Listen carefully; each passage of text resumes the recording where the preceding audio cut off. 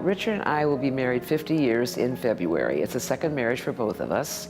We adopted each other's children, so we've had a great love affair. You know, he's 93 now, so he's no youngster anymore. Yes, he did rob the cradle, yes. I admit that. When Richard was beginning to show signs of dementia, I knew that it was time to get him someplace where he's comfortable. How are you today? Good. How are you? I'm good. Good. All right. Because we're very involved in the Jewish community, I really wanted that piece, and we do keep kosher, so it was a no-brainer, really. It's challenging. It really is. I mean, even as cute and adorable as he is, it's still, I do everything for him. I dress him, I prepare his meals, but the J has just been wonderful. So he goes 4 days a week, and those 4 days are the days that I work. All right, now let's do our fingers and our thumbs. Fingers and thumbs. Richard is actually one of the longest enrolled attendees for our program. It's a full-day program that offers stimulating and engaging activities for people, adults of all ages, who need a little bit of help with their activities of daily living. If you don't have some sort of cognitive stimulation, if you're not engaged and you're not doing something, you're at risk of isolation, depression, anxiety. Big deep belly breath in. I think that his being here has really helped him progress in a positive way and slow down a lot of the effects of dementia. He's on a scholarship through the J, and because our income is not what it once was, it's been very helpful. So based on the amount of support an individual needs, the cost per day goes up. So at $84 a day, it's a huge value, but it is still a lot of money, especially someone like Richard who's coming 4 days a week. So with support from the Jewish Federation, they provide us with scholarship monies every year. Did you have a good day? Yeah. Yeah. Do you remember what you had? But I think, truthfully, the fact that it's been able to be affordable through the scholarships, and that has meant, I'll cry, I really will. That has meant so much, because we wouldn't have been able to be here without that.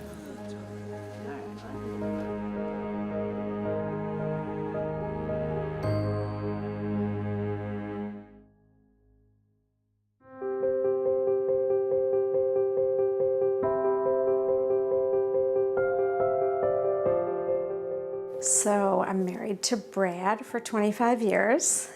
We have a daughter, Allison, who is 18, and we lost our son 3 years ago, Michael, and he would have been almost 22. Michael was just a wonderful kid. He smiled often. He had lots of friends, liked to keep busy. He struggled with a lot of anxiety. He struggled with things that happened in the community or just in the world. Wars, fighting, the Michael Brown case. And anytime anything like that happened, he was just traumatized. And he would say to us, "Mom, I feel so much pain inside. And I know you feel it too, but I just can't get past it." It was Rosh Hashanah, and we had gone to services, but Michael didn't go. He said he was going to go out and get a milkshake, and that wasn't totally, out of character for him. Then we didn't hear from him again, and, I honestly, I knew. We were very open with each other, and he had talked about suicide before. Next thing I knew, our rabbi and cantor and the detectives were here, and as soon as we saw him at the door, we knew.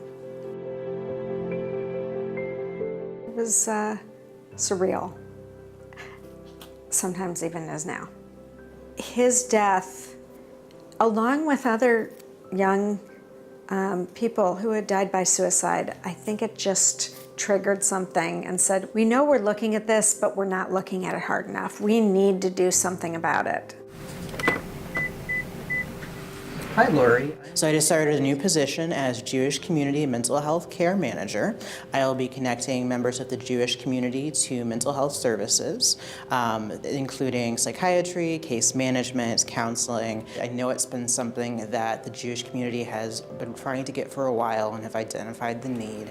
There was a particular rabbi, Rabbi James Bennett at Sheremeth, that said, you know, I'm tired of having funerals for young adults. There are 4,200 individuals, child, adolescent, adult in the Jewish community with serious mental illness, and only about 20% of them get services. Without funding from the Jewish Federation, this position would not exist. Without this, I would not be here. The funding helps make sure that this is an ongoing, reliable, consistent program. We continue to think about Michael every day. That doesn't change. He's on my mind most of the time. We're trying to live a positive life, trying to help others.